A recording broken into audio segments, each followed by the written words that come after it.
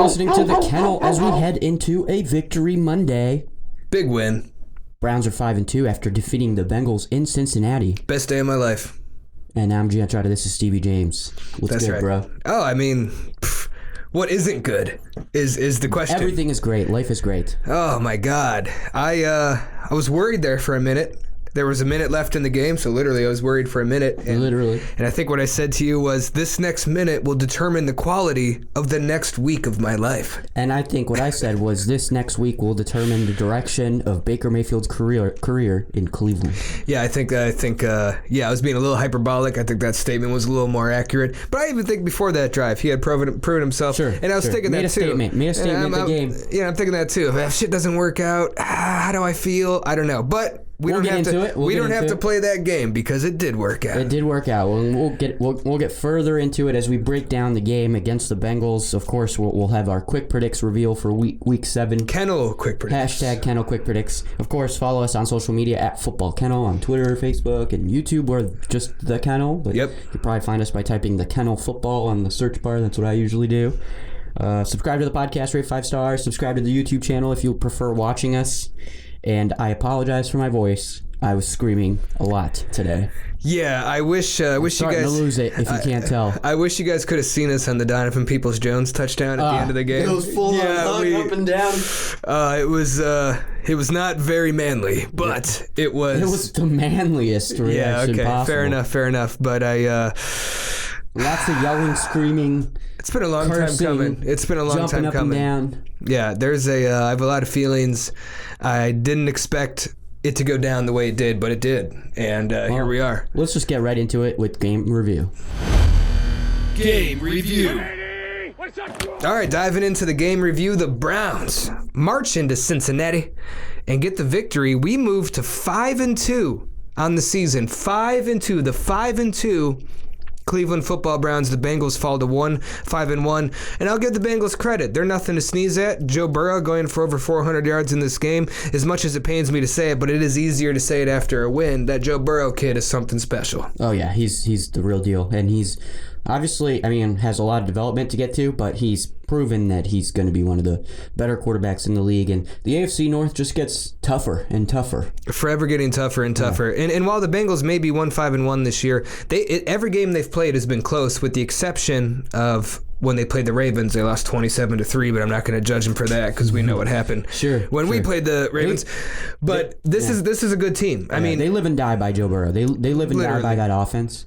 Yeah, they're without Joe Mixon in this game, huge component of their offense, but they have a lot of weapons in the receiving core. AJ Green's been making a big bounce back, and we see again his best game probably last week, and then we see again the first time we face Joe Burrow, he throws the ball 60 times and is able to have some success. We're able to get the win. In this game, it felt like he threw the ball 60 times. I don't think that was the final number. We'll get into the stats in a little bit, but the fact that he's able to go for over 400 yards and move the ball the way he did and play as big as he did in the fourth quarter, I'm getting this praise for Joe Burrow out of the way because I got a lot of praise to throw the way of Baker Mayfield, and we're going to get very into that here in a second. But the main reason I'm bringing this stuff up right out of the gate is I don't want to hear, it's just the Bengals. The Bengals almost beat the Colts last week. The Bengals have a young quarterback in Joe Burrow who's nothing to sneeze at. They got an AJ Green who's coming back and being really good. They got T. Higgins, other weapons in the receiving room. Their defense, not great, I'll give them that. Offense needs to improve for sure. Offensive line has struggled. But this is a team that we're going to have to contend with for a long time, and it seems like Zach Taylor gets a lot of hate, especially from Browns fans and stuff like that, but it seems to me that he's putting Joe Burrow into a good position to succeed.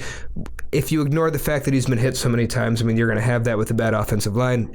In games where you're consistently playing down, you have to throw the ball. But he sets him up with tons of quick passes, tons of easy throws, and Joe Burrow doesn't look like a rookie out there. I think this is a guy who has tremendous future and is going to be a big rival for a long time, but not today. Baker Mayfield 5-1 against the Cincinnati Bengals. Joe Burrow 0-2 against the Cleveland Browns. So it feels good. Before we get deeper into the breakdown, and obviously before we give praise to Baker Mayfield and this offense that gave us the win, it felt like it was an offensive showdown out there between the Bengals, between Joe Burrow, and between obviously us, the Browns, and Baker Mayfield. It was they would score, we would score, they would score, we would score right out of the gate after that. The first 5 incompletions and the interception from Baker. Yeah, what was that thing I texted you? According to Elias Sports, This game was the first game in NFL history with 5 go-ahead touchdown passes in the fourth quarter. You want to talk about back and forth? Sure.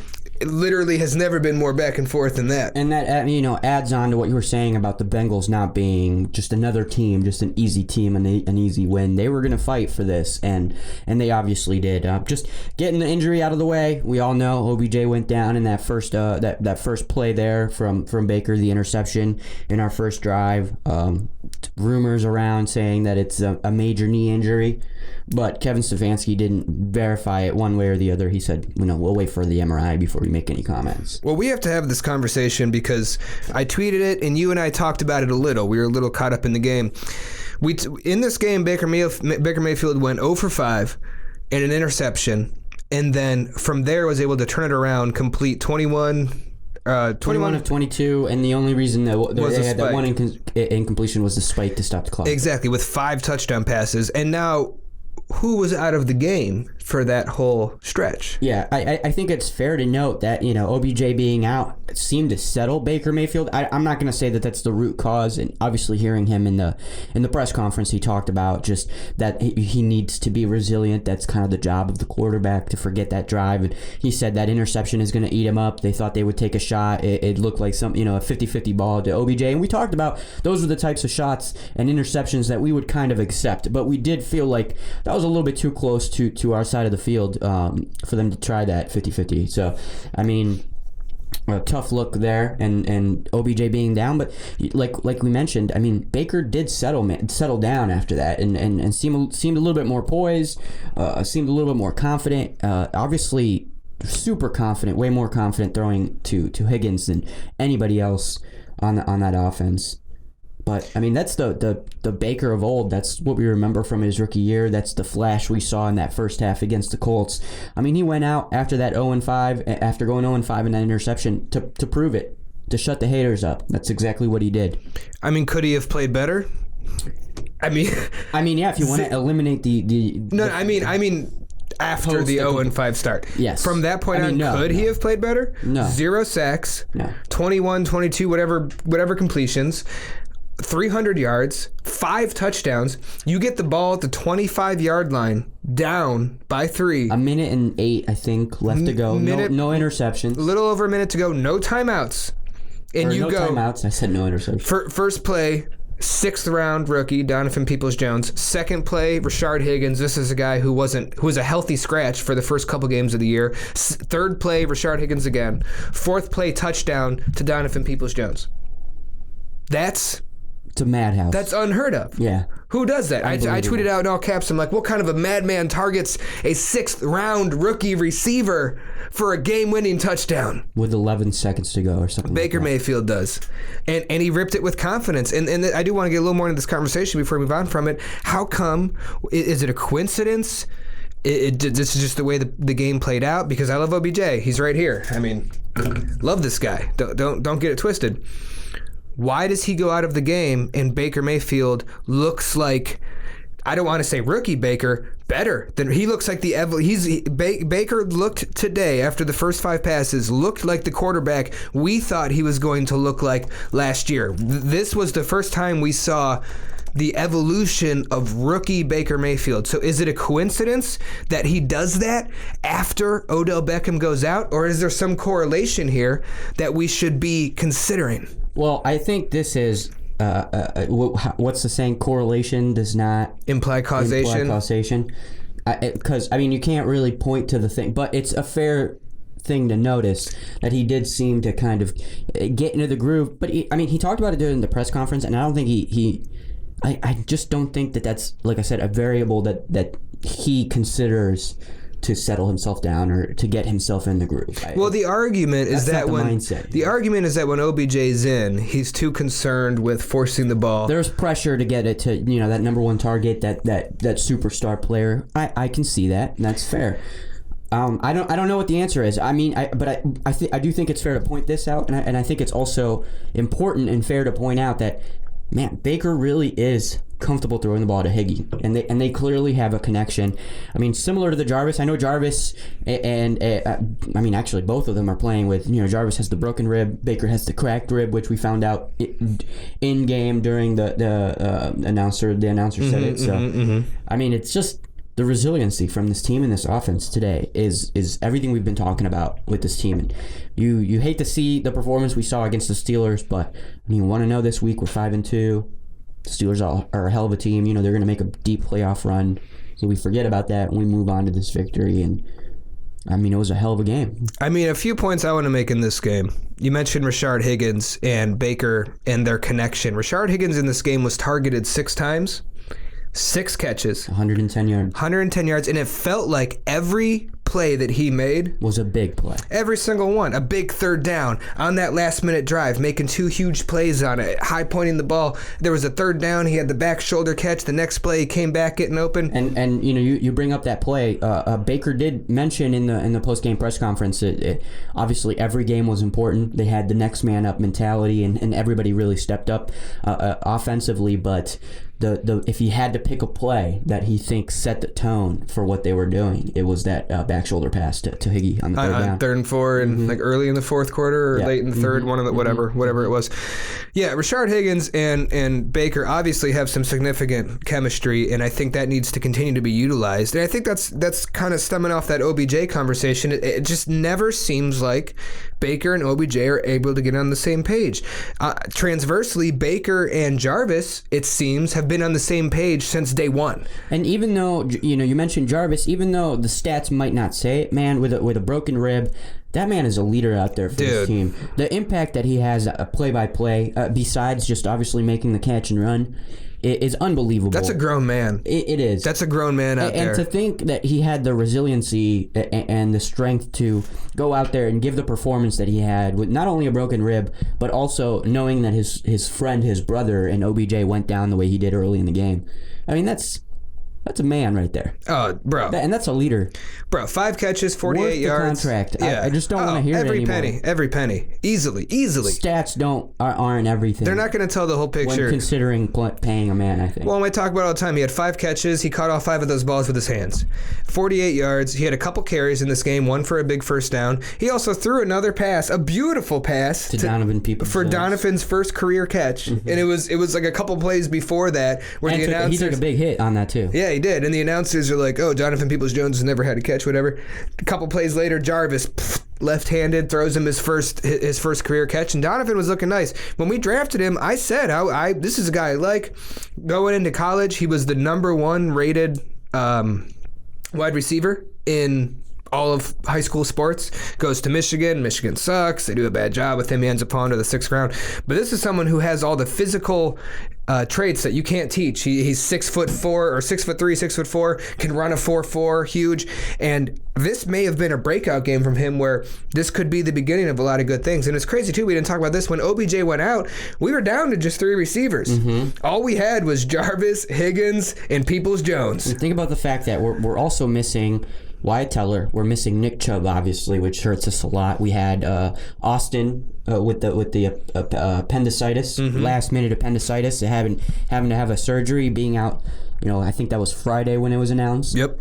So out of nowhere, you had these guys like Harrison Bryant, David Njoku, all these guys that, literally didn't practice these things in the scheme coming into that game because you expect the tight end room to be what it was. Nobody really was listed on the injury report, and then randomly appendicitis. Well, think about what Baker is able to do today, ripping off the 20-plus consecutive completions and everything he did. He did that. But don't forget the franchise record. I think franchise record was 16. He shattered it. He ended up with 21 before the spike, I think, is what it was. Yeah. So 21 consecutive completions. Bernie Kosar never did that. Browns fans, Bernie Kosar never did that. Anyways. Well, actually, it might have been, it might be 20 because then he had the spike and then he had the touchdown. Whatever it was. More of the story is he broke the record. Yeah, shattered it.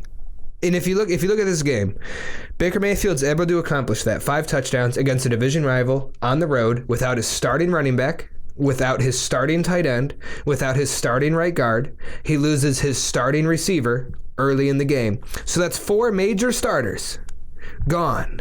You're working with 3 receivers, One's a rookie. Your starting tight end is a rookie, and these are day 2 rookies. These are not first round draft picks, second round draft picks. These are day 2 rookies. Those are 2 of your main guys. You got Higgins in there, who again was a healthy scratch in 2 games this year. We all know what Higgins is capable of, but just on paper, healthy scratch early this year. And then Jarvis Landry, who's got a broken rib. And you're going with Kareem Hunt, who's been bouncing off the injury report. Between a groin and a hip and a hamstring. You got J.C. Treader going down early and getting up. I mean... And Bitonio touched on it during his press conference. I mean, everyone was worried after that because obviously you lose OBJ. And then also seeing Treader down there. And he mentioned that he walked up there and up to him after. And he could tell he was in a lot of pain. So he was worried there for a second that, man, worst possible scenario in the first drive. You have all those factors. And you include... Baker's got a bruised rib. And cracked rib, and he starts 0 for 5. Interception. Here we go. He's been terrible. The last game, again, he's on this bad streak, all the bad media. And he's able to, despite all of that bullshit, he's able to do what no Browns quarterback has done since Bernie Kosar, and it's look in the face of adversity and not just survive, but thrive. Mm-hmm. Without Baker in this game, we don't win shit. The reason we won today is 100% because of Baker Mayfield. We won this game 37-34. It took Baker Mayfield completing all of those passes and throwing 5 touchdowns in this game to win. Yeah, and I mean, I want to cut off the positive and kind of shift to the negative so that we can finish the episode on a positive note. You son of a bitch. I want to talk about the defense and just how much they struggled. If it wasn't for Miles and a little bit of Ward early in the game, we'd have the worst defense in the NFL, just from a week-by-week basis. And performance today was abysmal. It was a disgrace. Well, it seems like every game now, our defense goes up over 30 points. Every time. There was, one easily. exception? And we talked about the fact that they're still, top 5 in stopping the run, but that's because you don't need to run the ball against we're getting thrown against. And even today, against Giovanni Bernard, who really, he isn't the player that he was, still talented, still capable. But and either way, too, he's more of a piece coming out of the backfield for a pass more than he is a runner. Even he was able to kind of get shred us for a couple big yard runs. Mm-hmm. I don't think his stat line was crazy. And we saw this last week, and my concern was the reason we've been good against the run is because we haven't had to face a lot of it.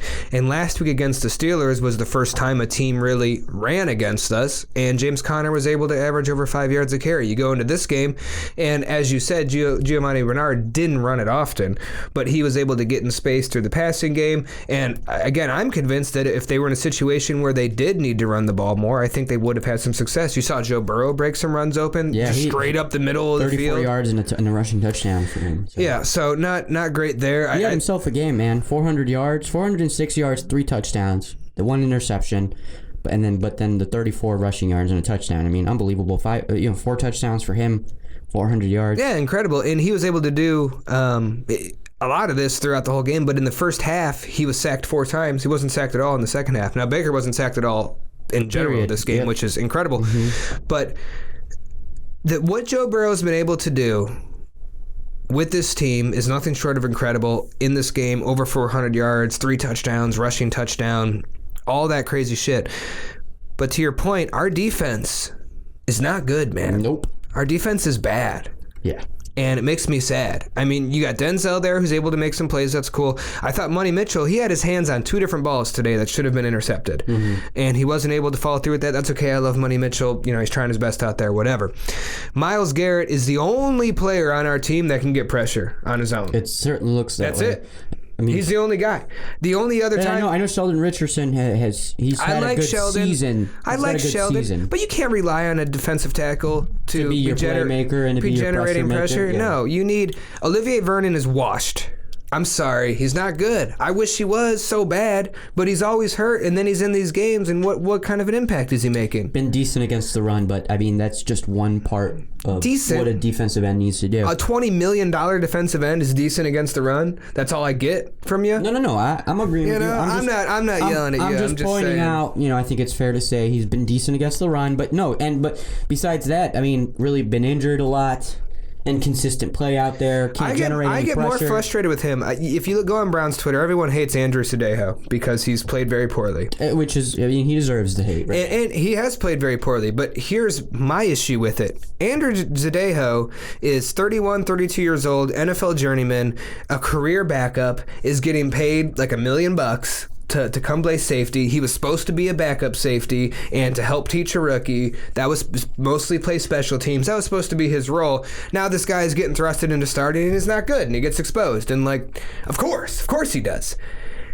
It sucks. I'm not saying like, oh, it's cool. The expectations are different for Vernon. And that's what I mean. Meanwhile, I got Olivier Vernon here, who's a $20 million defensive end, literally one of the highest paid defensive ends in the NFL. We gave up one of the best right guards in football for him. And what's he do? So I would like some consistency where it's like, well, I get it. You can throw all the hate you want to Andrew Sadejo, but if you're going to be mum on Olivier Vernon or just be like, oh, Olivier Vernon should be better. No, dude, this guy, for what we're paying him, should be a massive impact player, and he doesn't exist, and it hurts. So the defense is not good. We know we're thin at linebacker. Mack Wilson is someone who I really want to like, but he's kind of invisible out there. I know he's still recovering from the injury. I think all the other guys have moments, but you can tell that we don't have, outside of you have Myles Garrett on defensive end, you have Denzel Ward rather. I almost said TJ Ward, remember him? We have Denzel Ward at the corner spot. Malcolm Mitchell's solid. I think I give him a B+. He's solid. But outside of that, dude, it just feels like we have nobody. Like we have nobody. And we're getting torched. I mean, a rookie quarterback just threw for over 400 yards on us. Like, that's unacceptable. It's fair, but it's Joe Burrow, and it's not like he hasn't been doing this to most defenses in the NFL up to this point. Not like that. Pull up his stats. I don't know. Not like that. I don't really pay attention to Cincinnati football. Well, I'll tell you, he hasn't thrown a touchdown in the past two games that he played, and he was able to have 4 touchdowns against us today. So that obviously hurts. He had a 300-yard game against Philadelphia, a 300-yard game against Jacksonville, a 300-yard game against the Colts. That's pretty good. That's pretty good. You know, I'll definitely give you that. But at the same time, in 3 of his 6 games, he's not thrown any touchdown passes. He's a rookie. The only time he's thrown more than 2 touchdown passes is against us. Is against the Browns both times. That's a fair point. So, granted, I agree. I think he's good. I think he has tremendous upside. But you're going to have a rookie quarterback throw for in the 7 games he's played. He's thrown for three or more touchdowns twice, both against the Browns. That pisses me off. Our defense is not good. We make big plays here and there. We have that bend but don't break mentality. And in this game, we didn't give up any huge plays. Jesus. He does get hit a lot. Oh, a tremendous amount. Sacked 3 times by us, 8 times by Philadelphia, 7 times by Baltimore. Yep. 4 times by us today. Yep. He's getting hit a lot, which you got to be careful with. So, coming into this game, he only has 6 touchdowns, 4 interceptions. He's able to rip 400 passing yards. Our defense is bad. Sucks, man. Our defense is bad for sure. It's probably one of the worst, if not the worst, against the passing game. And I mean, we did mention that on the running side they had a couple big gain runs, but I mean, really kept their entire rushing team at an average of 3.9. Only let them rush collectively 81 rushing yards on 21 carries. Just a single touchdown from Joe Burrow. So I think that's our strong suit, but it's because people don't need to run the ball on us. They can just shred us through the air, and it works just fine. And then when they need to run on short down situations and try to get a 4th down conversion or something on the goal line, they do it, and they do it easily. So it's I'll say this. So what's nice is the defense needs to improve, but our defense primarily is very young, so that gives me a lot of hope. And our offense is actually good, and our defense does have skill players in certain positions to come through. Also, lots of injuries. Of course, and our defense has skill players in some positions to come through in big moments, which we've seen. I mean, Malcolm Mitchell should have caught that interception today. That makes it a whole different game. And we did have 2 turnovers, and the turnovers that were important. I mean, the huge turnovers. We should have had more. I think it's important to point that out. And I think it's also, I mean, we held the Bengals really in the first half. It was, the second half where they popped off. It was kind of a back and forth. Obviously, in that fourth quarter, like you said, the 5 go-ahead touchdowns between both teams. But it's crazy. I know we already said, like, Myles Garrett's the guy, but through 7 games now, he's got 9 sacks. 9 sacks through 7 games. Another forced fumble today. That makes 4 forced fumbles on the season in 7 games. Is that good? Yeah. Is that good? Yes. That's pretty good, right? Yeah, that's pretty good. I would think that's about as good as it gets. So having someone like him changes the entire dynamic of the entire team. Yeah. I mean, you had 4 sacks today. Well, half of them are Myles Garrett. Yeah, literally. I don't know what our sacks are in the season, but I promise at least half of them are Myles Garrett. If not more. Yeah. So thank God you have him. You saw Denzel on that one drive. He had 2 pass breakups and a tackle for a loss on one of the opening drives, the first or the second drive, whatever it was. That stuff's big time. Now, the problem is with defense, it takes 11 guys. Sure. So you have a stud in Myles.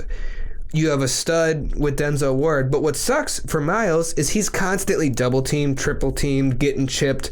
And what that's supposed to do is open up opportunity for another defensive end. That's why I understand the mindset of trading for Olivier Vernon, because you're like, okay, Myles Garrett's going to face all these double teams, have someone else who can get to the quarterback and make him pay. We don't have that. Yeah. So the good news is the defense can become very good with just the addition of a couple guys, Yeah, and I mean to point out what the Bengals offense was able to do against this defense.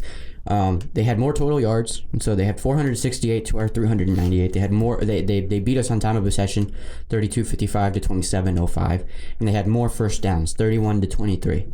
They also had more turnovers, which is, really time of possession and turnovers, 2 of the most important, it's like side analytics that kind of decide, more often than not, if you beat the time of possession, you get more first downs, you get more total yardage, and you get less turnovers, you win the game. Bengals had everything except for the turnovers. Yep. So, I mean, that just goes to show the kind of pressure that the offense for the Browns was really under to perform, especially Baker, because the run really wasn't happening for us. And he was there, and he did it. 5 touchdowns, got us the win. I mean, that's my quarterback.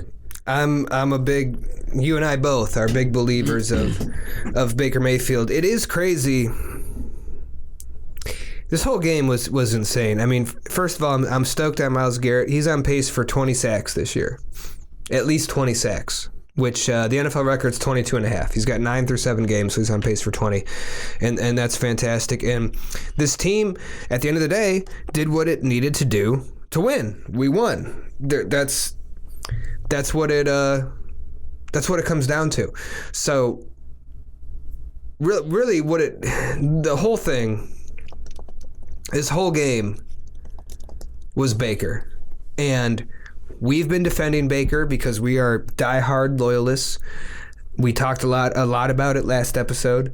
He's been getting insane amounts of hate in the national media, in the local media, everywhere you can imagine. He's been shrugging it off. And for him to come into a game like he did today and deal with all the adversity that we already spelled out and to lead us to victory, how good do you feel about Baker Mayfield moving forward? I mean, I think he set the stamp, for the final deal. He's our QB of the future. There's nowhere else to go. I mean, you definitely give him the rest of the year. You let him settle to this new system, to this new role that he was asked to be put on as in the Kevin Stefanski's offensive scheme. But this is our guy, man. Yeah, he proved it today. And I know it's just the Bengals. Everyone can make that excuse all day. Horrible defense, whatever. What can he do against good defenses? And that's fair. He struggled against good defenses. But you mentioned it last episode. We got to treat Baker not necessarily like he's a rookie, but basically like he's a rookie. Under this system, going through what he's gone through in his career with Cleveland and the inconsistencies and the turmoil that we've had as an organization, I think it's fair to let them settle with this front office, with this coaching staff, and then obviously build on this roster we're doing the right thing. We built the offensive line this offseason to protect him. We'll keep building on that and keep giving him more talent. And then, of course, defensively, we need to have complementary football. We need to have on the other side a better overall defense and more stars than just, like we said, Denzel Ward and Myles Garrett to make impact plays. But yeah, Baker's our guy. He's our guy. He's the guy, man. I'm gonna ride or die with this kid. And the thing is, he'll have bad games. Aaron Rodgers has bad games. Tom Brady has bad games. Well, he does things that when you see it, you go, wow, this is a special player. If you compare that to what we dealt with, and I know comparing Baker to previous quarterbacks we've had, it's a low bar and blah, blah, blah, blah, blah. Everyone loves to compare to Johnny Manziel. Yeah, like I get it. But if you compare Baker to the rest of the quarterbacks we've had, even going back as far as Tim Couch, if you go back to Derek Anderson and Johnny Manziel and Hoyer and Kaiser, I mean, it's a disgusting list that goes on forever.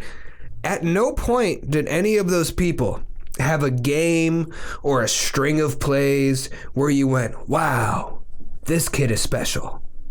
Never happened. Mm-hmm. Never happened. Mm-hmm. Derek Anderson had some in 2007 when he threw for nearly 4,000 yards, 29 touchdowns with Braylon Edwards.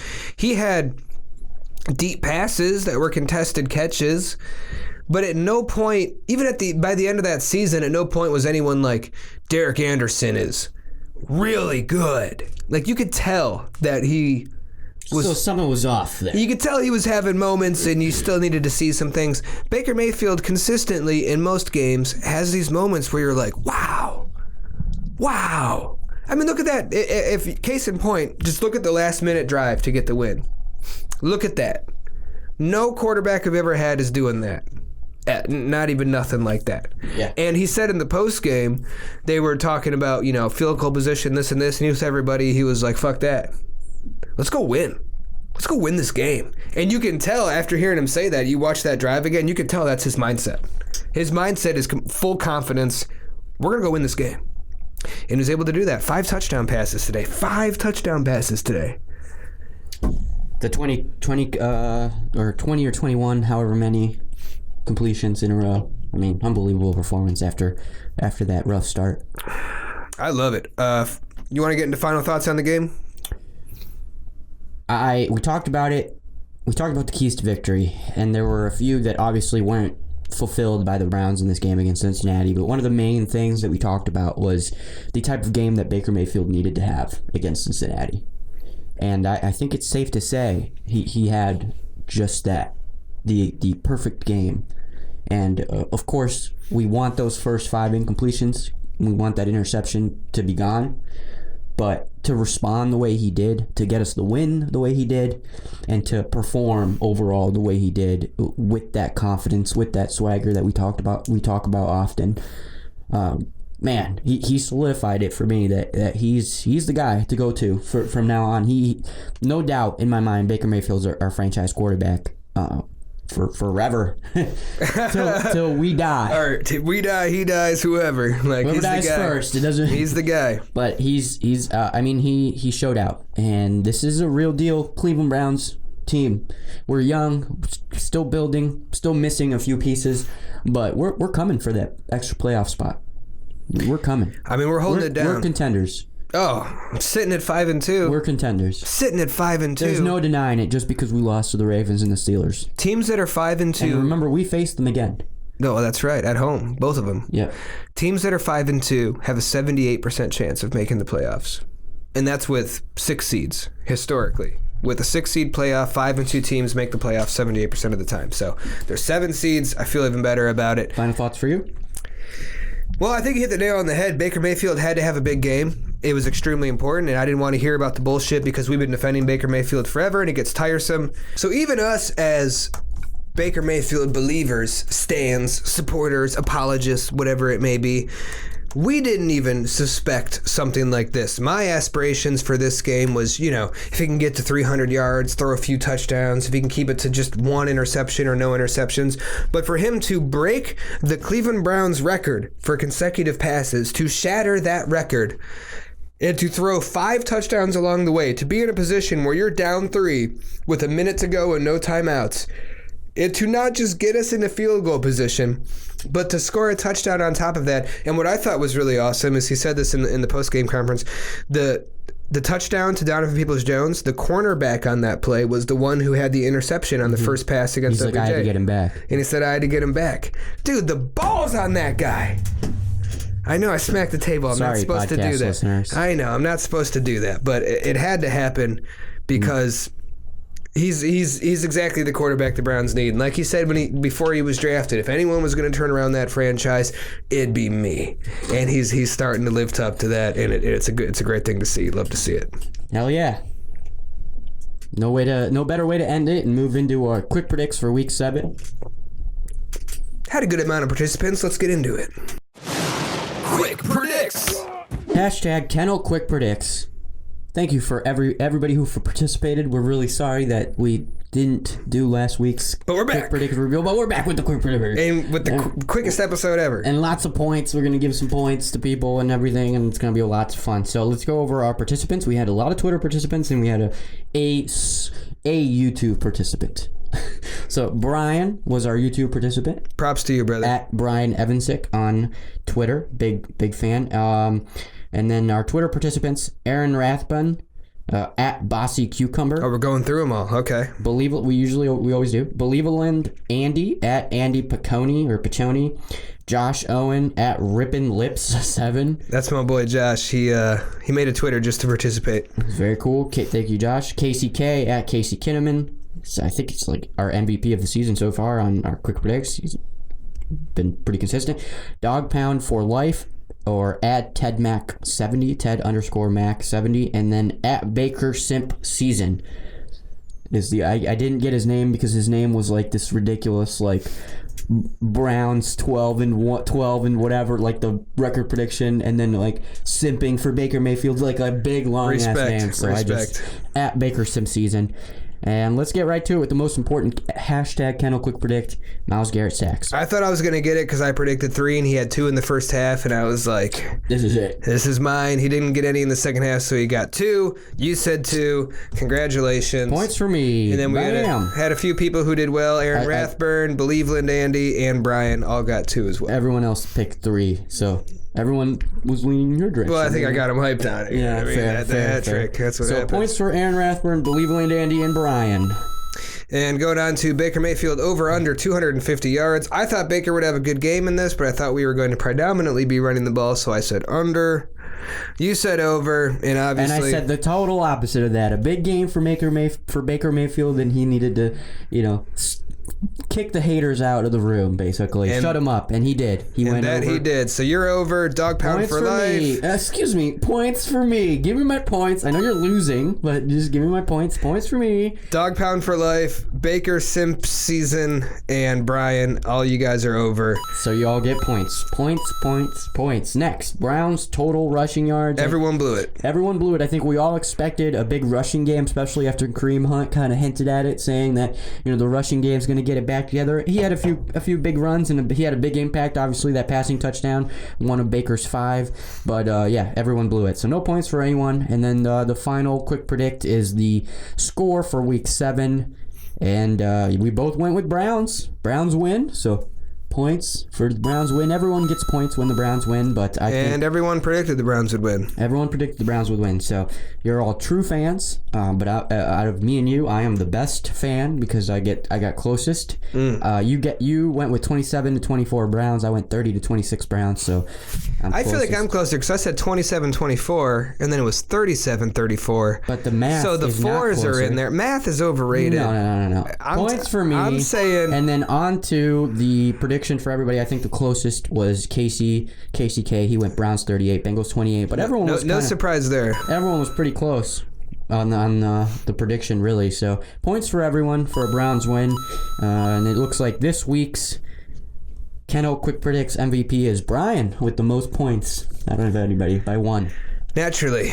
No, he's new. He's new for winning. No, it's great. Good for Brian. Yeah, passing the torch around a little bit. No, good for him. MVP of week 7, and then of course I beat you. So it's good. But it's fair to point out that in our schedule prediction episode 120 of the Kennel, We both predicted a win against Cincinnati, and we both predicted the Browns at this point in the season would be 5-2. That's right. Here we are. Here we are. It's almost like we know what we're talking about. Sometimes, It's almost like we know what we're talking about. If you talk enough, sometimes you're right. Well, that's a fair point. It's brilliant. It's a brilliant strategy. Love how that works. Brilliant strategy. Anyways, Victory Monday. We did it. It feels good. Heading into Victory Monday, baby. 5-2. Let's go. The Browns Thank are 5-2, God. man. We're playoff contenders. There's not much else to say. What can we finish off with? What better way to finish the episode off than to say the Browns are 5-2 and we're playoff contenders? We're coming for that 7th playoff spot, baby. We're on to the Raiders at home. On to the Raiders. Gruden's coming to town.